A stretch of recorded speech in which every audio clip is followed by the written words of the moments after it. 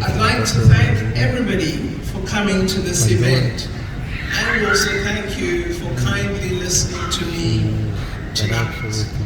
Those of you who do what a lot of people tell me when I walk around in South Africa will probably be bored by what I say.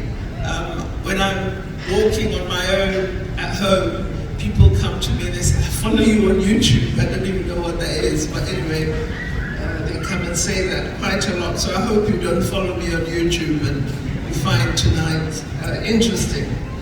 I hope that you will also continue to support all efforts to ensure that the people of Palestine truly achieve freedom, justice in South Africa, and sovereignty, just as South Africa did when we ended our struggle against apartheid. The situation of the people of Gaza and the entire occupied territories has become even more deadly and complex.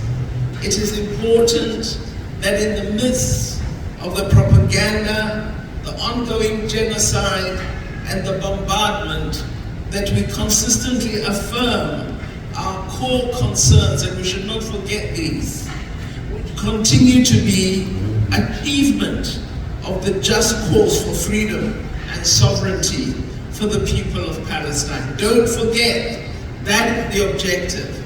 The objective is not the 20-piece plan. It's freedom, it's sovereignty. Don't forget the objectives. Don't forget the urgent necessity of an end to the bombardment and a permanent ceasefire.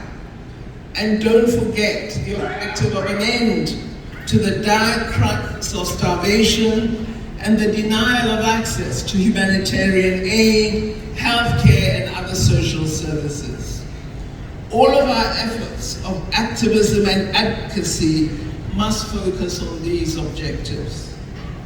The terrible plight of the people of Palestine, as well as the ongoing genocide, compel all of us to give consideration to the potential role that powerful countries of the West could play in ending the genocide. It's always a great honor to speak to activists of the Muslim community who live in the Western nations, because you are living in the most powerful countries in the world. You are living in countries in which activism can and should make a difference, because these powerful countries are the ones that have control over good and evil. So do recognize that you are in a very important position as citizens of such countries, and you must use that significant position effectively. Many people, when mention powerful Western countries, they poo-poo the notion. They believe that such a consideration lies between Israel and the North. However, as every alert observer of global geopolitics knows, the posture and attitude of the leaders of these countries is critical to the people of Palestine and their freedom. One of the arts of the struggle for freedom is to recognize where power lies and to ensure that when you exercise pressure, you are exercising it where power lies. It is no use exercising pressure on weak nations or nations that don't have influence. The ones that matter in the Security Council of the UN are the ones we should put maximum pressure on. So recall that.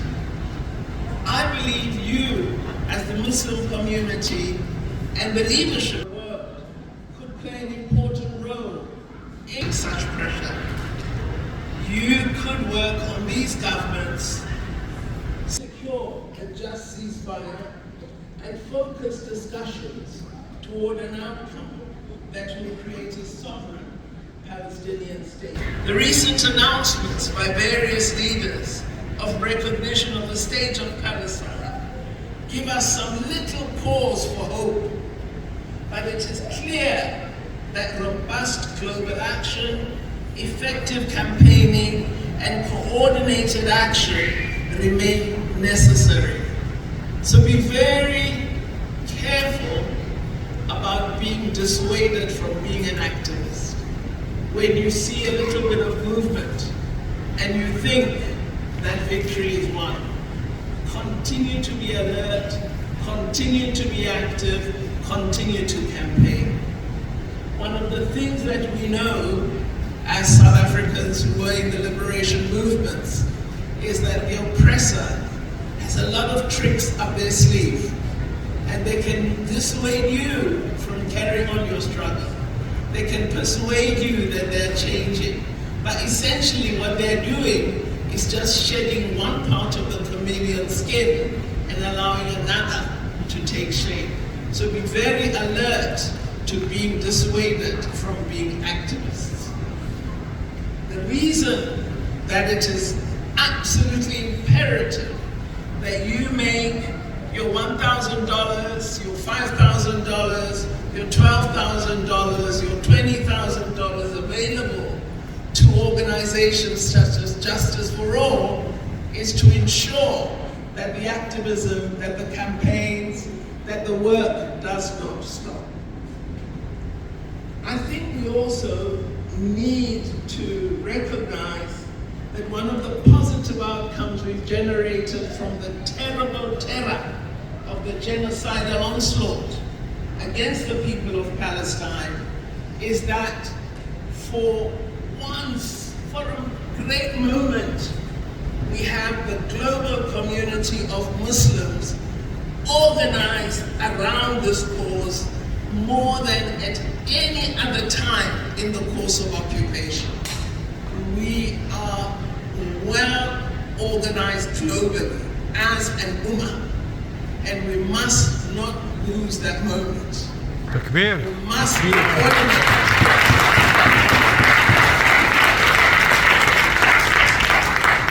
We have seen that the mobilization of civil society worldwide has created a number of robust and effective civil society organizations that could collectively become a potent force in demanding change through a coordinated global campaign focused primarily on Palestine.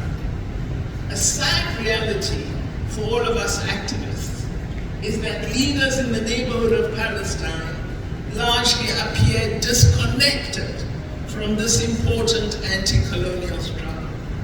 The challenge for all of us, therefore, is to continue our activism by engaging in what I call well-structured and effective collaboration of international solidarity. One of the campaigns that I believe needs attention is effective commentary on the so-called peace plan. We need to look at all its parts, break it up into its real meaning, and show the false nature of much of what is being proposed. It does not offer freedom, it does not offer justice, it does not offer sovereignty. And while these are absent, the objective of the Palestinian struggle is not met.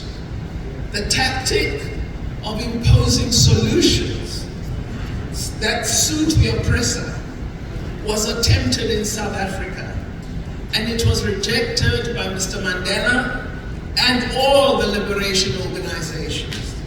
They made all sorts of proposals. They tried to create Bantustans. They tried to create what they called administered territories. They tried to break us up into ethnic groups. They tried to break us up into different communities. And our leaders in liberation organizations resisted every attempt because their intention was democracy and a united, diverse nation. And until we arrived at a point where we could achieve that, we said no to everything that was put forward to us. We see now that Hamas appears to have responded smartly, I think, to the so-called peace plan, but I still believe we as organized formations must pay attention to the detail and speak on it clearly. As South Africa, we come before you because we as a free people today were major beneficiaries of international solidarity. And we know full well that effective international bonds of action can result in global awareness, in global cooperation, and eventually in victory for freedom. Many of you present here probably campaigned for Mr. Nelson Mandela to be freed from Robben Island, probably ensured that political prisoners had legal representation through various international funds that were created to ensure that the Robben Island prisoners had legal support. You probably lobbied the United Nations to create the UN Committee Against Apartheid, and you ensured that apartheid South Africa became a global pariah and secured the attention of your governments to the evil of apartheid through your petitions, your protests, and your boycotts. What you did for South Africa's freedom is why we are here today.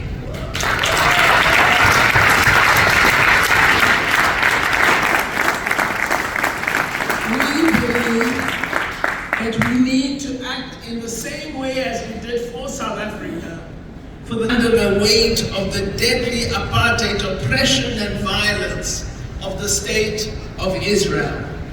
The United Nations confirmed that apartheid was a crime against humanity and adopted a specific convention against the crime of apartheid. The oppressive occupation of the Palestinian territory, the illegal seizures of land, and the constant political detentions are all evidence that Israel is practicing apartheid against the people of Palestine. This is true for all in Palestine, Christian, Jew, and Muslim. This means, as activists, we must constantly assert that this is a human rights struggle, not a clash of faiths, as often implied by the occupying state. We must also not play into the hands of oppressive forces by embracing hatred and acts of violence against Jewish people. This is how they want us to act, because the minute such an action happens, it deviates all attention from the struggle of the Palestinian people. So no matter how angry we are feeling, no matter the passion, do not give in. Do not act in a way that detracts from the struggle of the Palestinian people and their objectives. This struggle, just as our struggle against apartheid, is a human rights struggle.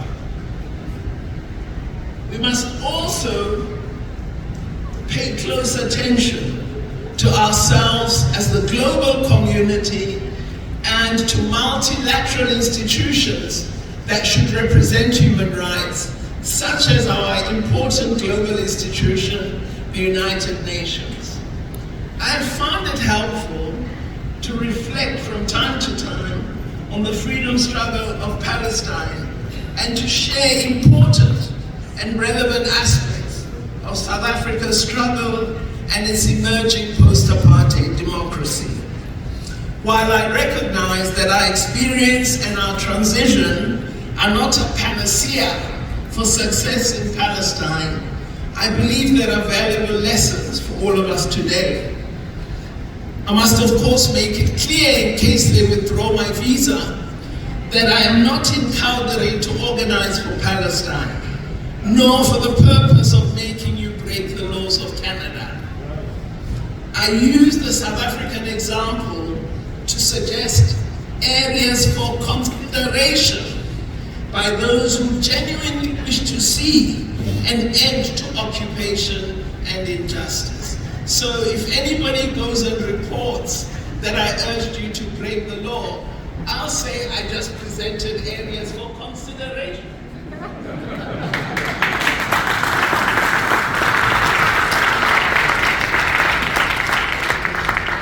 Apartheid Israel has imposed the cruel forms of oppression on the people of Palestine in the occupied territories and on those living in exile who cannot return. Recent statements and articles, supporters of Zionism and of the state of apartheid Israel have attempted to reject the concept apartheid Israel. Nonetheless, we know that many research and human rights organizations have clearly assessed the oppressive laws and arbitrary practices of the apartheid state of Israel and have established strong commonality with apartheid South Africa's practices.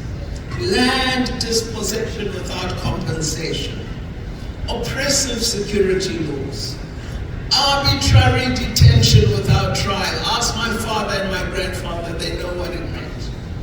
Torture, killings, security checks, exploited labor, and no right to choose where one lives or to exercise civil and political rights. It is important always to note that support from powerful states that claim to be true representations of modern democracy, deadly impunity in the apartheid government of Israel and its citizenry, an impunity that has resulted in the most ferocious war crimes being committed against Palestinian citizens in the region.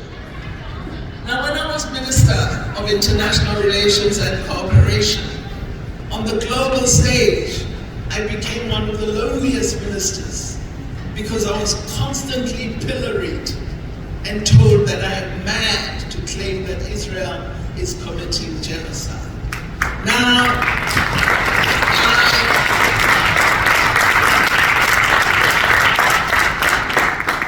Now that I've retired, and there's a sea change in opinion, even among the people who insulted me in meetings of foreign ministers, I feel vindicated as a retired.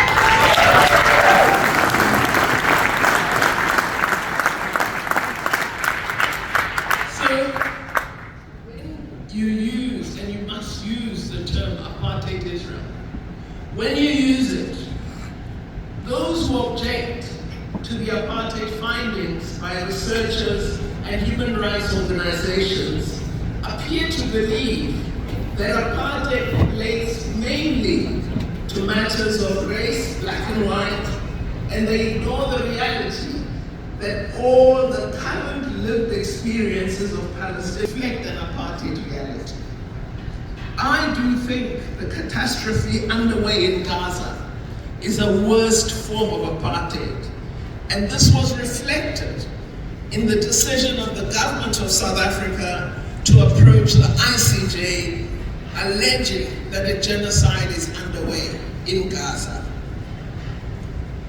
Now, our solidarity with the people of Palestine did not begin on October 8.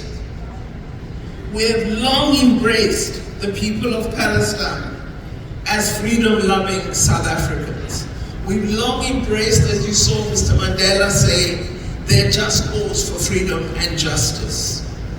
Given the well-known history of our country, it's not surprising that our government, and particularly our majority party, the African National Congress, would stand shoulder to shoulder with the people of Palestine.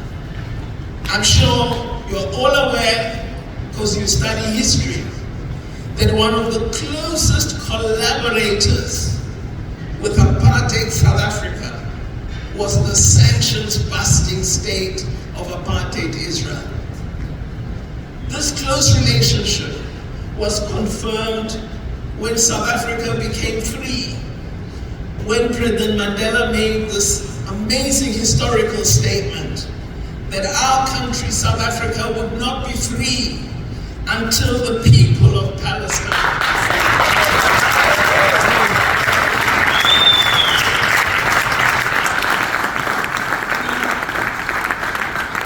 I want to move toward conclusion by saying to you that what is going to happen now as we look at Palestine today and the decision of Hamas is that a process of moving toward a challenging transition is going to get underway. And I must say to you, having experienced post-apartheid South Africa, moving into transition is one of the most difficult phases of struggle. When you've had centuries of oppression, it's very difficult to determine the nature of your democracy. And so your support now for freedom and sovereignty is going to become even more important as support for shaping the new state of Palestine.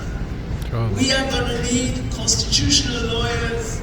We're going to need training in public service excellence. We're going to need support for reconstruction. All the facets of transition that occur in a post-oppressive society will need to be given attention. And I believe that what you will realize as you enter support for that phase, you are going to see, as many sociologists have said, that transition is the most difficult phase of struggle. So be ready to render support even at that point. We, as South Africa, after apartheid, have had some exciting successes, but we've also had some really troubling failures. And all new states experience, but they're not a reason to deny any people self-determination. We as the people of South Africa, we've taken on this exciting journey of change and transition and learned from the example of our great leaders that there's nothing better than freedom, justice, and democracy. We've learned from great leaders like Chief Albert Lutuli, Nelson Mandela, Oliver Tambo, Walter Sisulu, Ahmed Kathrada, Amina Kachalia, Helen Joseph, Winnie Mandela, Lillian Goy, Joe Slovo, and so many others. Through them, we have attached progressive principles and values to our journey. Our struggle was unusual in many respects. We had a resident colonizer. We had long established and enduring liberation organizations, and we had leaders whose primary interest was to achieve our total liberation. Our struggle was also inclusive of South Africans from all races, all faiths, and all classes. The struggle of Palestine reflects similar characteristics to our own. We also made sure that we understood what we needed to attend to. We understood that we had to reconstruct our country, that we had to build a country whose foundation was the human dignity of all, that we had to build a country where equality of all was paramount. So for us, the advancement of women was as important as the advancement of all other people. And we would like to see the same for Palestine. Women in Palestine have been part of the struggle, and we want them to be part of the freedom.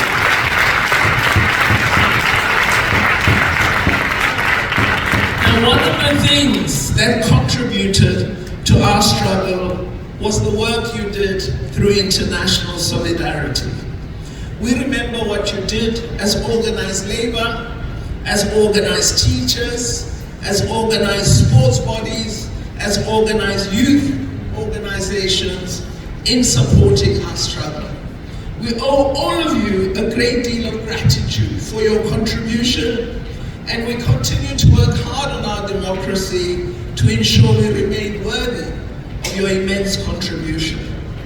The people of Palestine require similar levels of commitment.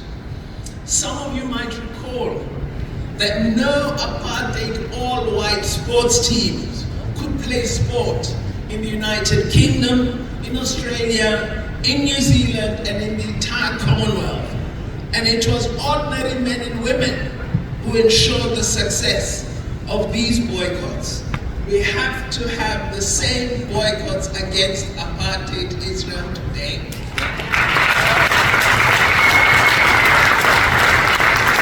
We also enjoy the support of all of Africa through the Organization of African Unity, and of Southern Africa through all our neighbors that were close to our country, South Africa.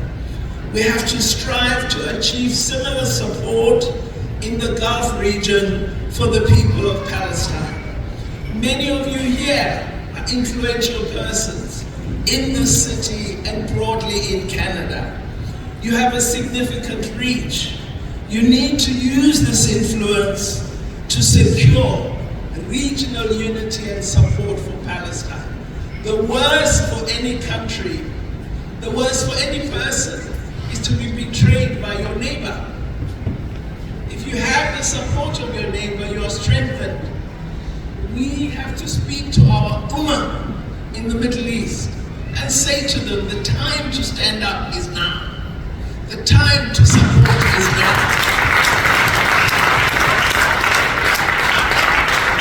Finally, what we learned from struggle is that coherent, united organizations and campaigns are important. So we would like to ask you as well to help our brothers and sisters in Palestine politically to move toward unified political organizations. The biggest threat to securing sustainable freedom is factionalism in a community and in organizations. The Palestinian political body is very divided at the moment. We've got to push them toward unity. We cannot accept that anyone will say this group cannot be part of a future government. It is the Palestinians who must decide who will govern them and what the nature of their government will be. But we must encourage them to unite.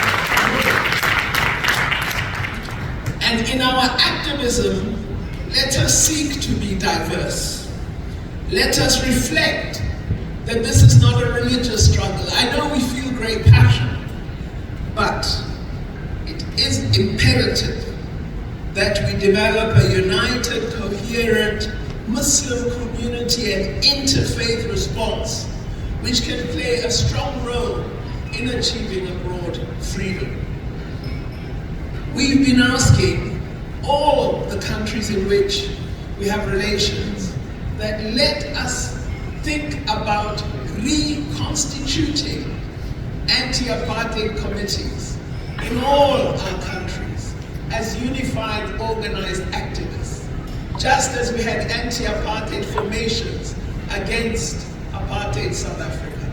Through such coherent organization, we would know that when Canada stops this, United States will stop it, United Kingdom, South Africa, New Zealand, Australia, Ghana, Nigeria, Kenya, and all over the world. But it's only if we form such organizations that we will develop this global coherence.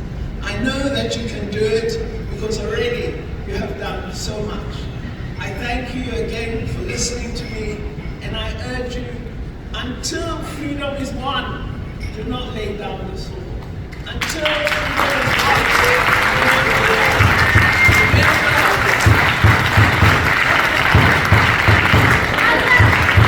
remember that the objective is freedom. The objective is sovereignty.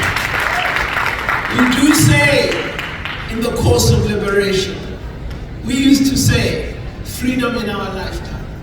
Let us say to the Palestinian people today, freedom in our lifetime. I believe with your work it is possible. Let us continue to work and do it. Thank you very much.